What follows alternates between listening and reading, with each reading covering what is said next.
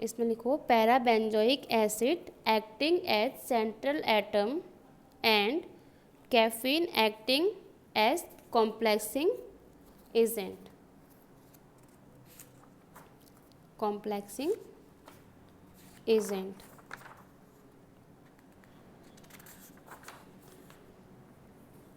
Para amino benzoic acid bracket में लिखो PABA PABA acting as central atom. जैसे मैंने आपको बताया कि जो आपकी जो क्लास है वो क्या है, एक तरफ से सेंट्रल एटम, ठीक है, यानी कि जो आप मेटल भी बोल सकते हो जो कि कांस्टेंट है, ठीक है। तो जो पैरा एमिनो क्या आपका बेंजोइक ये आपका सेंट्रल एटम हो गया, और फर्दर क्या है and caffeine acting as complexing agent, यानी कि जो आप स्टूडेंट्स हो क्लास के अंदर वो किसकी तरह काम कर रहे हैं यहाँ पे अभी, कॉम्प्लेक्सिंग एजेंट, यानी कि जो क्या हो रहे हैं मिल रहे हैं क्लास में।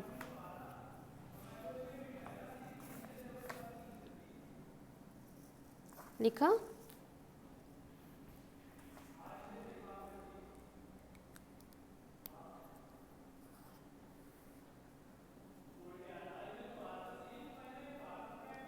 इतना लिखा? ठीक है।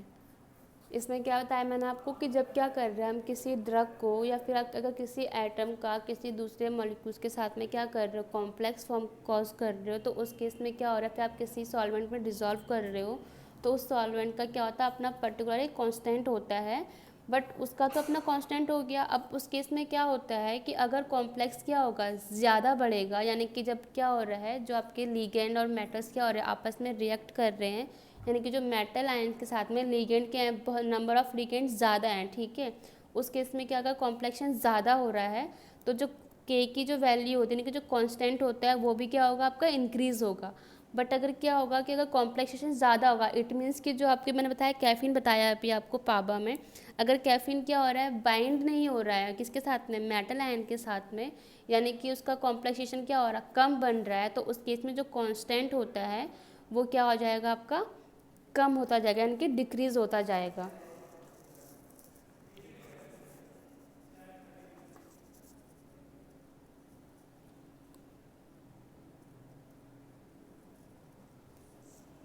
ये ग्राफ दिख रहा है आप लोगों को?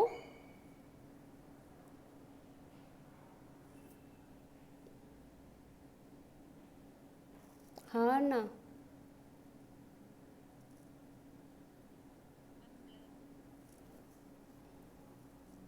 अभी बताओ। ठीक है, तो ये जो ग्राफ बना है आपका किसके पीछे है, मोलर कंसंट्रेशन ऑफ पाबा और दूसरा molar concentration of complexing agent जो कि आपका क्या है कैफीन के बीच में है, ठीक है। अब हमने क्या बताया आपको यहाँ पे जो पाबा है वो आपका क्या है सेंट्रल आयन है, यानी कि जो सेंट्रल एटम है जिसके साथ में क्या क्या कैफीन बाइंड हो रहा है, यानी कि एक नया कॉम्प्लेक्स फॉर्म क्या कर रहा है कॉज कर रहा है, यानी कि पाबा कैफीन कॉम्प्लेक्स बना रहा है। पाबा के साथ में कैफीन जब क्या हो रहा है हम रिएक्ट करवा रहे हैं, यानी कि आप पाबा प्लस कैफीन लिखोगे, फर्दर एरो करके जब लिखोगे तो आपको जो कॉम्प्लेक्स मिलेगा वो क्या मिलेगा, पाबा कैफीन कॉम्प्लेक्स मिलेगा। तो जब क्या हो रहा है हम इसको इसके साथ में रिएक्ट करवा रहे हैं तो उस केस में क्या होता है, अगर इसका जो क्या है कॉम्प्लेक्स है वो बढ़ेगा यानी कि ज़्यादा होगा, यानी कि जब वो ज़्यादा अमाउंट में क्या होगा इसके साथ में मिलेगा तो उस केस में जो आपकी क्या होती है कंसनट्रेशन होती है या फिर जो कांस्टेंट की वैल्यू है वो क्या होगी इंक्रीज़ होगी। यहाँ पे लिखा है ना सॉलिबिलिटी ऑफ ड्रग, यानी कि जब ड्रग ज़्यादा सॉल्युबल होगी तो उस केस में क्या हो रहा है जो कांस्टेंट है वो इंक्रीज़ हो रहा है बढ़ रहा है ना। कुछ केस के बाद क्या हो जाता है कि वो कांस्टेंट हो जाता है, और फर्दर तीसरे केस में क्या बताया अगर कंसंट्रेशन क्या होगी कम होगी तो उस केस में जो क्या होती है के की वैल्यू होती है वो क्या होगी डिक्रीज़ होने लग जाती है। इतना समझे?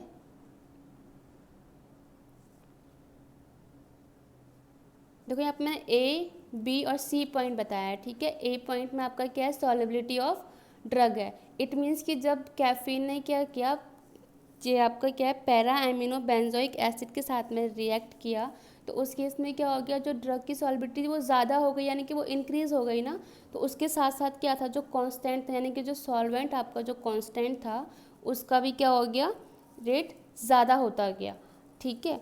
मतलब कि आपका जो कांस्टेंट है वो इंक्रीज़ होता गया, दूसरे केस में क्या बताया ना, बी से सी क्या है आपका सैचुरेटेड पॉइंट। एक केस में क्या होता है कि वो सैचुरेट होना शुरू हो जाता है, यानी कि आपकी जो कंसंट्रेशन थी या फिर जो आपका क्या है कॉम्प्लेक्सेशन बन रहा था वो एक बात में रुक गया, यानी कि वो पूरा जब बन गया तो वहाँ पे कांस्टेंट हो गया वो, ठीक है। दूसरे केस में क्या हो गया, जब कैफीन ने पापा के साथ में क्या किया, रिएक्ट तो किया, लेकिन जो उसका कॉम्प्लेक्स फॉर्म क्या हुआ, कॉज जो आपको वो कम हुआ, यानी कि कम अमाउंट में क्या मिला आपको, कॉम्प्लेक्स मिला उसका। उस केस में क्या होता है वो डिक्रीज़ होना शुरू हो जाता है। तो उसके साथ साथ में क्या हो जाएगा, जो के की वैल्यू यानी कि जो कांस्टेंट था जो आपके पास सॉल्वेंट था उसकी भी वैल्यू क्या होने लग जाएगी, डिक्रीज़ होने लग जाएगी। यही आपका क्या है सॉल्युबिलिटी मेथड। इतना समझे? ठीक है, ग्राफ में आपको नोट्स में भेज दूंगी, तब तक लिख लो A is equal to solubility of drug, bracket में लिखो PABA, B is equal to saturation point and C is equal to all X's solid acid converted to complex।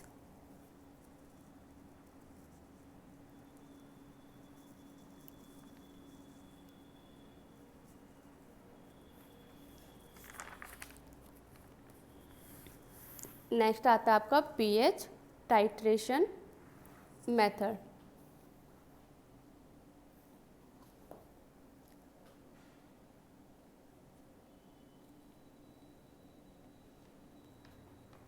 Next आता है आपका pH titration method.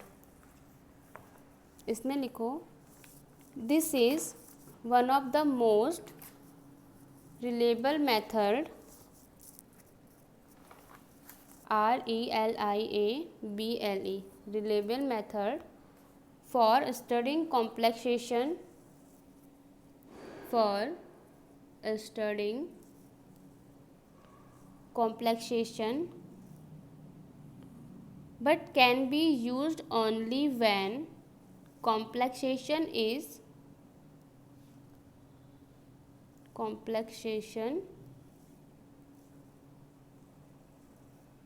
but can be used only when complexation is accompanied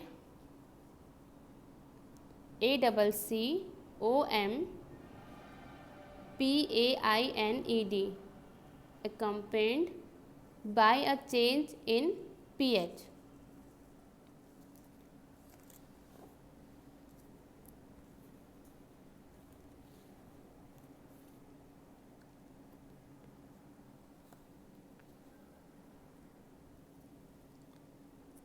लिखा?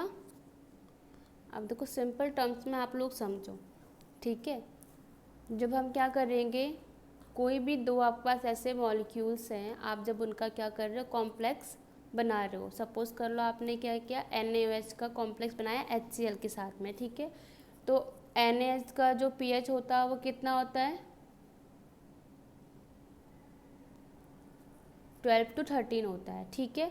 अब उसने क्या किया HCl के साथ में अगर वो रिएक्ट कर रहा है तो आपको क्या मिलता है वहाँ से NaCl, यानी कि दूसरा कॉम्प्लेक्स मिलता है। अब ऐसा तो है ना कि सिर्फ जब कॉम्प्लेक्स मिलेगा तभी उसका pH आएगा, हर आइटम या फिर हर मॉलिक्यूल्स का क्या होगा अपना एक pH होता है, ठीक है। आप चाहे तो वीक एसिड और स्ट्रॉन्ग एसिड के बीच में भी टाइट्रेशन करवा सकते हो, आप चाहे तो एसिड और बेस के बीच में भी टाइट्रेशन करवा सकते हो, आप चाहे तो वीक बेस और स्ट्रॉन्ग बेस के बीच में भी टाइट्रेशन करवा सकते हो, ठीक है। दोनों में क्या होगा, वीक बेस का भी क्या होगा अपना एक pH होगा, प्लस स्ट्रॉन्ग बेस का भी अपना एक pH होगा, ठीक है। बट आप जब क्या करोगे उन दोनों को मिलाओगे या फिर क्या करोगे उसका टाइट्रेशन करोगे या उसका एक कॉम्प्लेक्स बनाओगे फर्दर, उसके बाद भी तो उसका pH चेंज होगा ना, वही तो नहीं रहेगा।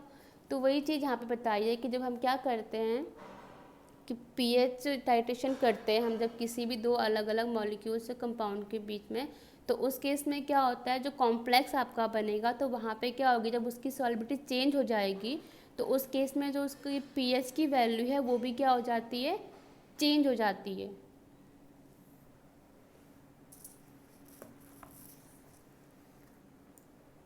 इतना सुना?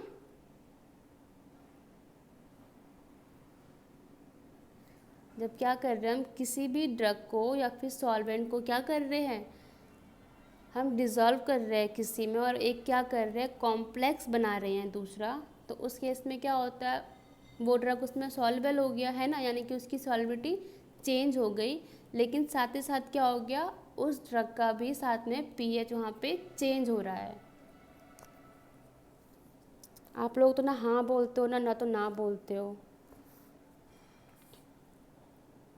ये क्या है आपका NaOH है, ठीक है, प्लस HCl के साथ में इसका क्या है, pH है अगर इसका 13 है, ठीक है, आपने क्या किया HCl के साथ में इसको ट्रीट करवाया, यानी कि इसकी शायद 3 है इसका pH, आप चेक कर लेना।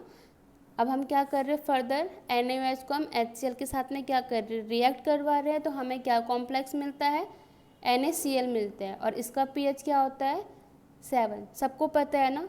अब ऐसा तो हुआ नहीं कि ये 13 था और ये 3 था तो इसको प्लस कर देंगे, यानी कि क्या हो रहा है, जब हम दो अलग अलग मॉलिक्यूल्स को या एटम्स को या फिर दो अलग अलग सॉल्वेंट भी आप ले सकते हो, ठीक है, इनका आपस में क्या कर रहे हो, मिक्सचर तैयार कर रहे हो या टाइट्रेशन कर रहे हो, तो उसके बाद फर्दर आपको जो कॉम्प्लेक्स मिलता है उसका क्या होता है, उसका भी पीएच जो है वो चेंज होगा।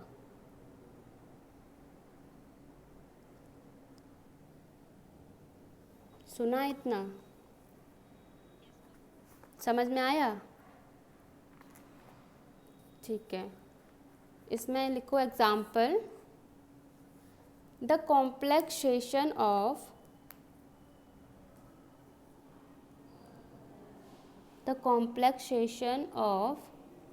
cupric ion and glycine, cupric ion and glycine to gives copper glycine complex,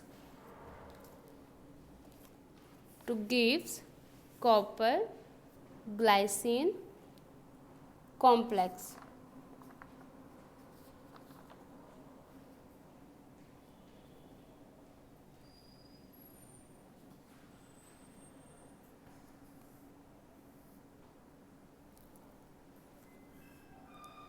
यानी कि जब हमने क्या किया, क्यूप्रिक एसिड को ग्लाइसिन के साथ में रिएक्ट करवाया है, तो उसने क्या किया, आपका एक कॉपर ग्लाइसिन कॉम्प्लेक्स बनाया, जिसके साथ ही क्या हुआ, उसका पीएच, यानी कि क्यूप्रिक का अपना एक पीएच होगा, पीएच वैल्यू होगी इसकी, ठीक है, और ग्लाइसिन की अपनी एक पीएच वैल्यू होगी। बट जब आप इन दोनों को क्या कर रहे हैं, रिएक्ट करवा रहे हैं, तो आपके पास जो फर्दर कॉम्प्लेक्स क्या होता है, मिल रहा है, जो कौन सा आपका कॉपर ग्लाइसिन कॉम्प्लेक्स है। जब आपका ये मिल जाएगा, आप जब चेक करोगे तो फर्दर क्या होगा, इसका भी जो क्या होगा, पीएच वैल्यू होगी वो चेंज होगी, ठीक है।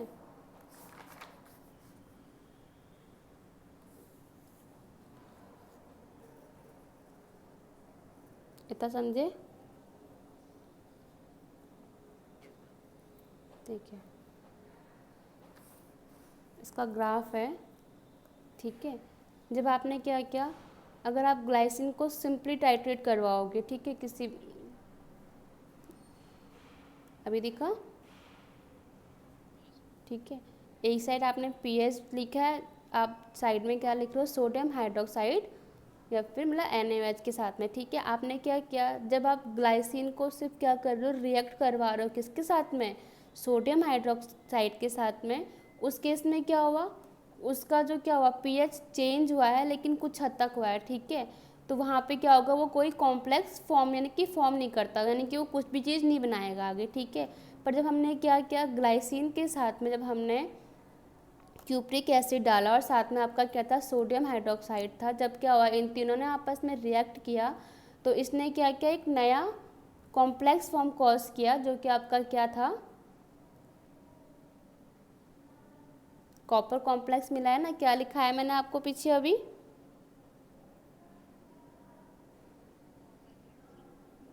हाँ, ठीक है, कॉपर ग्लाइसिन कॉम्प्लेक्स आपको मिला। तो इस केस में क्या हो गया, फर्दर इसका पीएच भी चेंज हो गया। आप देख रहे होंगे ग्लाइसिन अभी जब आपने NaOH के साथ में क्या किया, रिएक्ट करवाया था, आपको पता है NaOH का कितना होता है, 13 होता है, यानी कि बेस से ऊपर होता है ना। और जब आपने ग्लाइसिन के साथ में करवाया तो भी उस कुछ केस में क्या उसका 6 तक आया, ज़्यादा नहीं है कि न्यूट्रल के आसपास ही आ रखा है, ठीक है। बट जब आपने उसको क्या किया, क्यूप्रिक के साथ में रिएक्ट करवाया तो आपको क्या मिला, अलग कॉम्प्लेक्स भी मिला, साथ साथ उसका जो पीएच वैल्यू थी वो भी पूरी चेंज हो गई है, यानी कि क्या हो गई है, पूरी डिक्रीज़ हो गई है, फर्दर यहाँ से इंक्रीज़ होना शुरू हो गया, यानी कि उसकी जो पीएच वैल्यू है उसमें चेंज आना शुरू हो गया है।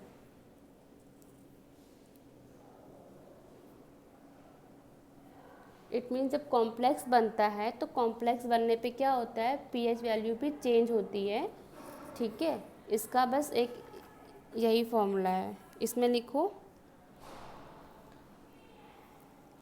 N is equal to total concentration of ligand bond upon total concentration of metal ion. Method of analysis आपका कंप्लीट हो गया है। N is equal to total concentration of ligand bond upon total concentration of metal ions.